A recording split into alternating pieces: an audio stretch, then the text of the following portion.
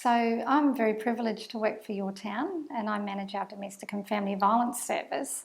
But Your Town is probably more known for our Kids Helpline, our Parent Line, our youth employment services, and we're operating across 4 states of Australia.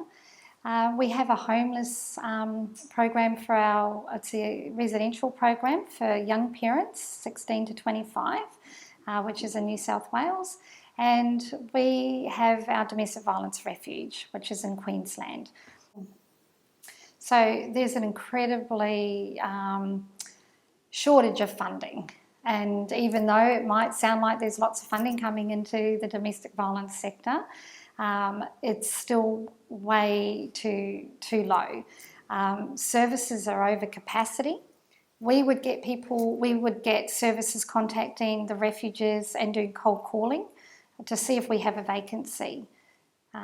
We could easily take the numbers that we have and multiply that by 100 and still have more spaces needed.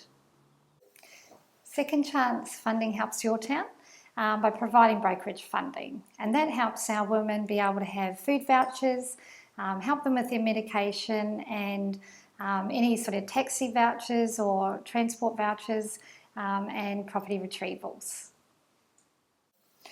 We have many no-income women enter refuge, whether it's our refuge or other refuges. At times we get to a situation where we could have 40 or 50% of our women on no income. That means they have zero income.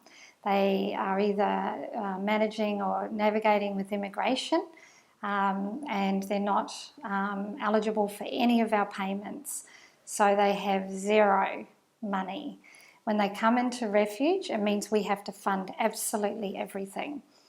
We're covering the costs of their accommodation. They're not eligible for any medical support, so we're having to cover medical support.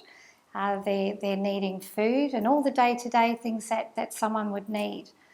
And then if we're recovering property and then having to pay for storage facilities, it's absolutely everything that's needed.